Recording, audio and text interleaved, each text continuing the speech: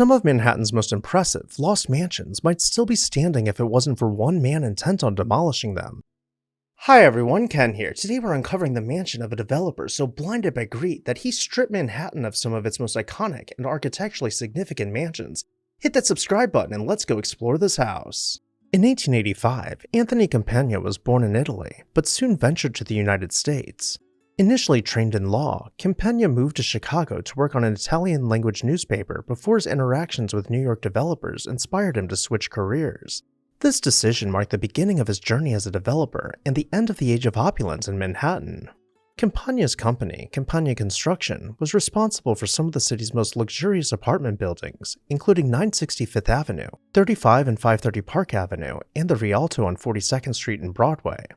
Despite these notable contributions to New York's skyline, his legacy is marred by the buildings he demolished, driven by a vision that often prioritized profit over preservation. In 1926, Campagna acquired and demolished the 66-room Blair House, a Beaux-Arts masterpiece designed by Carrere and Hastings. Located at 5th Avenue and 70th Street, the Blair House was a symbol of Gilded Age opulence. Its demolition to make way for yet another apartment building underscored Campagna's relentless pursuit of development, often at the cost of architectural beauty and historical significance. Among the grandest demolitions under Campagna's directive was the William A. Clark House, infamously known as Clark's Folly. This extravagant mansion, built at a cost of $7 million in 1911, featured 121 rooms, 4 art galleries, and a private underground rail line. Campagna purchased the mansion in 1927 and promptly demolished it, replacing it with a luxury apartment building at 960 Fifth Avenue. The rapid demolition of such a significant structure highlighted Campagna's disregard for architectural heritage in favor of new development. But it wasn't just mansions he targeted. Other cultural icons fell victim to a strategic real estate development. The Rialto Theater, a grand movie palace on Broadway, was reluctantly introduced to Campagna's Wrecking Ball.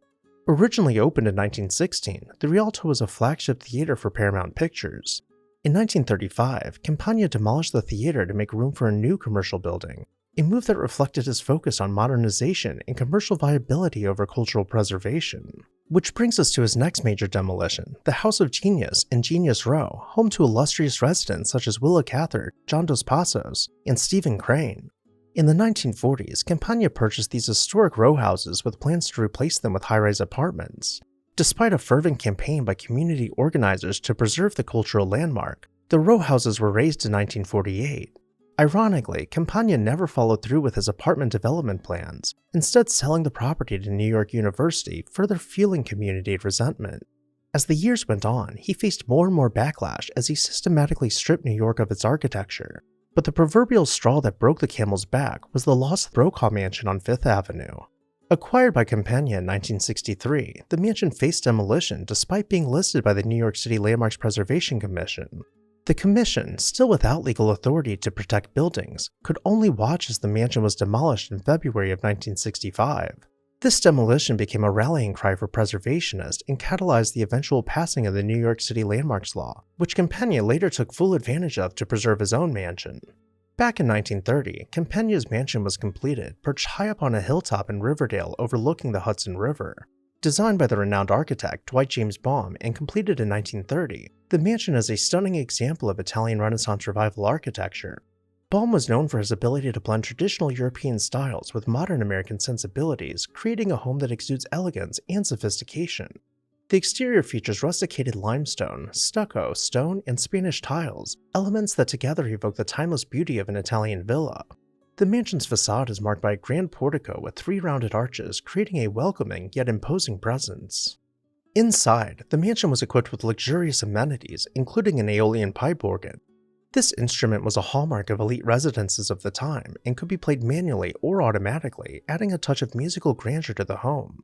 The organ, installed at a cost of $21,000 in 1930, showcased Campagna's commitment to incorporating state-of-the-art features into his residence. In 1993, in a turn of irony or perhaps laughable injustice, the mansion was designated a landmark by the New York City Landmarks Preservation Commission, ensuring its preservation for future generations, with all the legal protections that would have saved the landmarks destroyed throughout Campagna's career. A notion which lends itself to a study in contrast. On one hand, he contributed to the skyline of New York City with notable luxury apartment buildings and played a role in educational development as a member of the New York City Board of Education. On the other, his legacy is tainted by the demolition of several of Manhattan's most architecturally significant homes and buildings, driven by profits and a vision of modernity. Campagna's actions often disregarded the city's architectural heritage, leaving behind a mixed legacy of development and destruction. His story serves as a cautionary tale about the consequences of unchecked ambition and the importance of preserving historical landmarks for future generations. As always, I'd love to hear your thoughts on this complicated and often contentious bit of architectural history. Did this sit right with you, or do you have a different perspective on the issue? Let me know your thoughts down below in the comments section, and while you're there, make sure you're subscribed so you never miss an exciting episode of This House.